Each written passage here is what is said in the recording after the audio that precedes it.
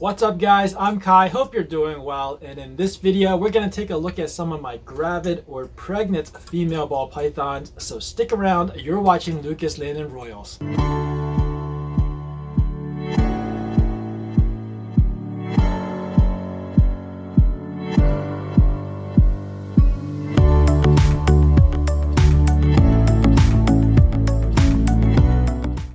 Hey guys, I am off to a late season. I see a lot of other breeders already cutting their 9th or 10th clutch of eggs while I'm still waiting for my first clutch to pip, waiting on a lot of females to lock and ovulate and things like that. So I thought it'd be a good time to show you some different stages of the female development cycle, from growing follicles to ovulations to near laying a clutch of eggs. But before I go ahead and do that, I figured it'd be a good idea to show you what a female looks like when it's not in any of those breeding stages, just a normal female that isn't or doesn't look like it's going to breed for me. So let me get that one out first, and we'll take a look at her and then we'll move on to the rest. So right here is my spider axanthic. Now she is in shed. You can see the belly is pink, but regardless, the reason I pulled her out is because I wanted to show you what a female that doesn't exhibit any follicular development looks like. It's really important to first just set that baseline, and if I hold her up straight like this, and if she relaxes, which she is not relaxing, we can see, there we go, we can see that it's pretty much uniform shape all throughout. There's no bulging, there's no pinching in of body. She is still feeding. She didn't have any follicles, at least not from what I felt. So this is what a typical female looks like, and she's about 1,800 grams. So she has been locking, but aside from locking, there's no other physical appearance that makes me think she is gravid or pregnant. Again, I'll show you again. She just looks like a long cylinder. All right, so we're gonna take out the next one and I'll show you a difference. So this one right here is my Fire Spinner Blast Hypo. And I was gonna start off with a girl that is a little bit further along in follicular development, but because the difference between that and the spider axanthic I just showed you is gonna be so subtle that I think some of you might miss the difference. So I jumped straight ahead to a female that is furthest along from laying a clutch of eggs. And if I hold her up this way, I don't want to stress her out too much, you can see that right here is a bulge. Look at that. So it goes from cylindrical to a bulge. You can see that bulge at the bottom 1/3 right around here of her body. And I'm gonna hold her so she doesn't have all that weight inside colliding inside of her body. So that's what I want. God, these animals, they're kind of heavy and they move around a lot. I thought that they wouldn't be so active during the daytime, but apparently I was wrong. You can also see that the body, the spine up here, you can see how it protrudes, and usually you can see that more along right there, more evidence right there.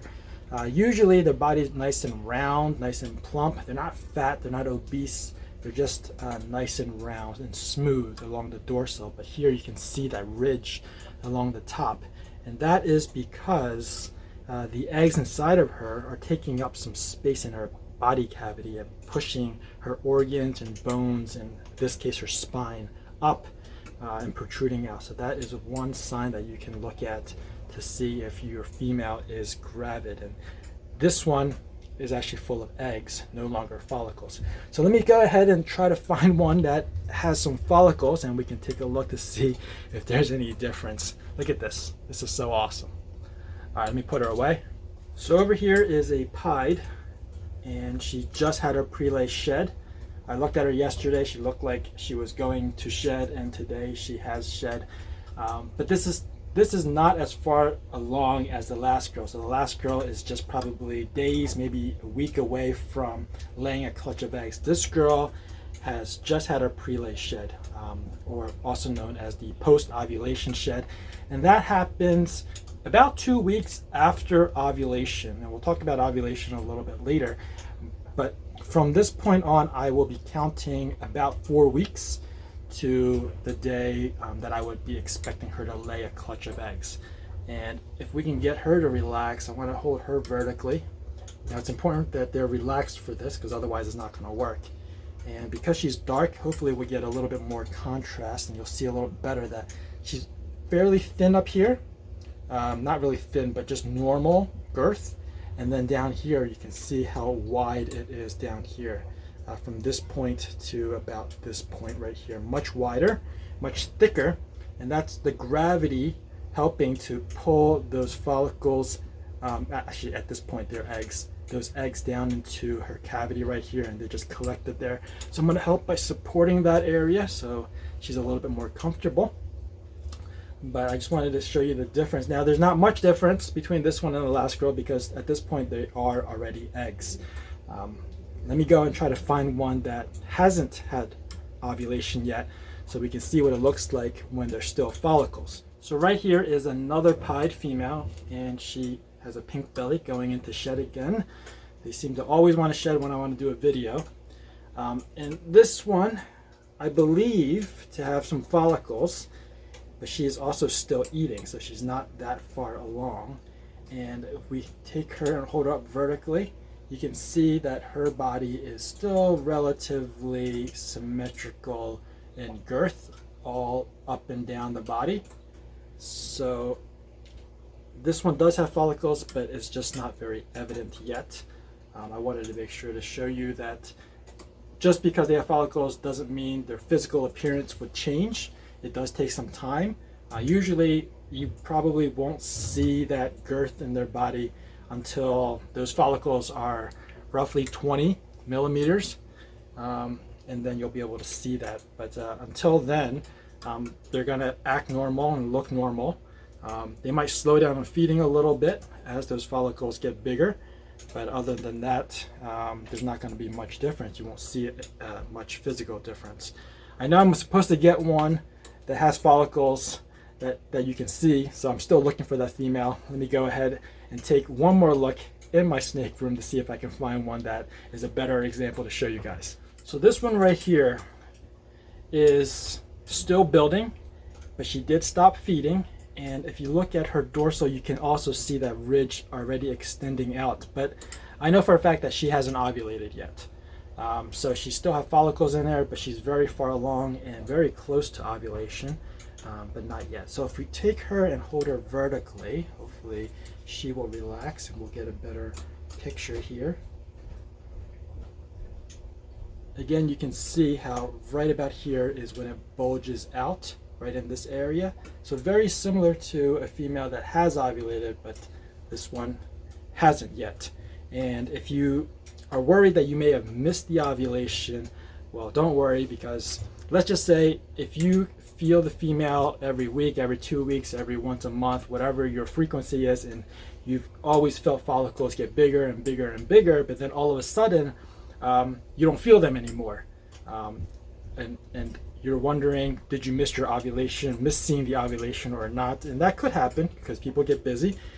But what you could do is palpate her one more time.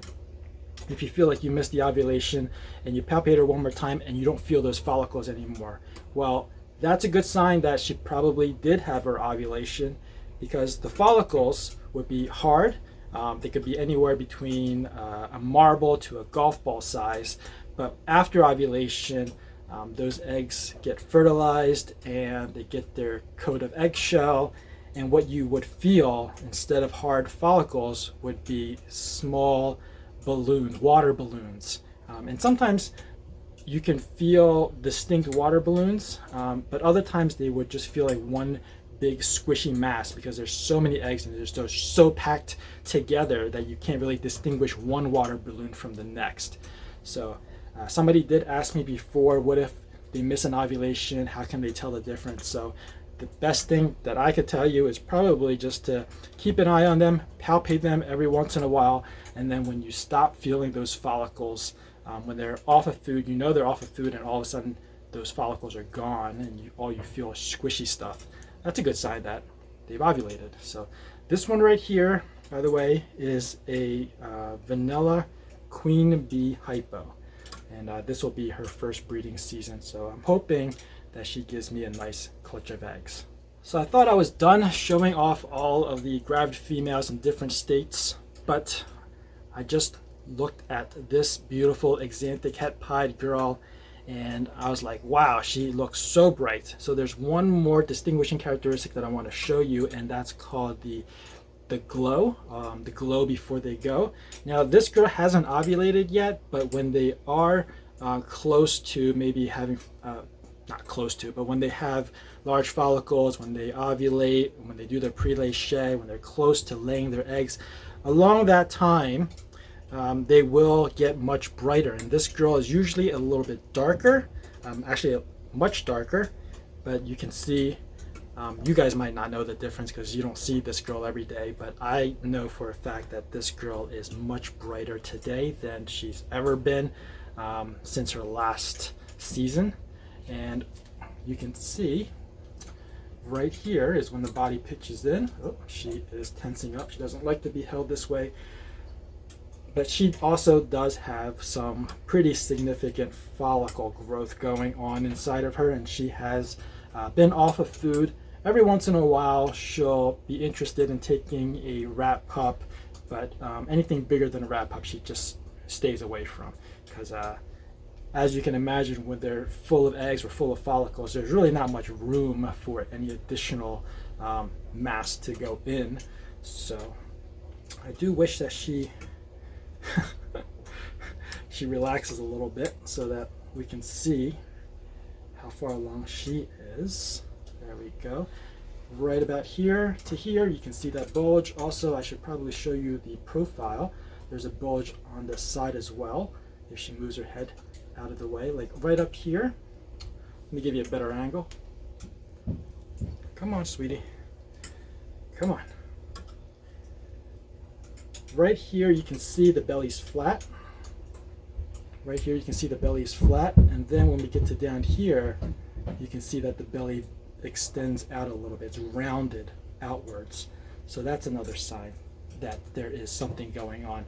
Of course, if you feed them a large meal, they're going to look that way. But the fact that these girls are off of food or have slowed down on food, and there's still a bulge, that means there's something else going on. And in this case, these are developing follicles and growing those eggs. So just wanted to show this one off to you because she is really, really bright. Like I said, this is what we call the glow before they go. Wow, that was a lot of work. My shoulder is a bit sore from wrestling with them.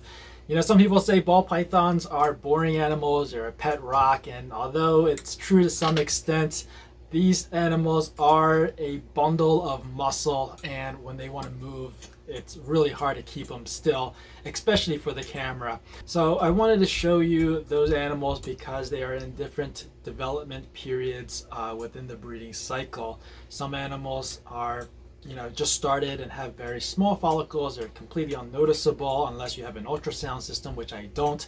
I'm still old school. I do the palpating method, and you really can't palpate until those follicles get to about maybe 15 millimeters, at least for me. But I remember when I started, I wasn't able to feel them until they were about 20 millimeters. And by that time, they pretty much already slowed down their feeding or completely stopped their feeding. So that'll give you some idea as to, you know, when you'll be able to feel those follicles if you're palpating and you're new to palpating. Now, as far as getting a physical cue as to where they are, you can use that method where you hold them vertically like I had, and just make sure that their bodies are fully relaxed. Otherwise, you know, when their muscles are tensed up, you're not going to see much of a difference. You won't really be able to tell what is going on. But when they're relaxed, basically gravity is helping to pull down the follicles or eggs and condense them into the lower 1/3 so that you can see the bulge. And that's a good cue as to if they're full of follicles or full of eggs. And like I said, if you don't know the difference, if you miss that ovulation, then you can palpate them, and if you feel hard follicles, hard balls, then they're follicles. And if you feel soft, gushy, or little small water balloons, then those are going to be eggs. So follicles typically grow at a rate of 10 millimeters per month. So by the time you feel them at 20, In about 2 months from that point, you should be expecting an ovulation. So that's a good time to start checking them a little bit more frequently. Now, after ovulation, or once ovulation has happened, you would wait about 2 weeks before expecting a post-ovulation shed, or also known as a prelay shed. And then once that shed is off, you can start counting 4 weeks or a month to when the eggs are going to be laid. And these are just guidelines. You can't really use them to pinpoint exactly, but they are used as guidelines, so you can start paying attention to them at certain points. That way you're not disturbing them all the time. So that about wraps it up for this video. I hope you guys enjoyed it. If you did, please give me a thumbs up. And if you're new to this channel and you want to be informed of future uploads, make sure you're subscribed and ring that notification bell down below. As always, thanks for watching. Please share, and I'll see you guys next time.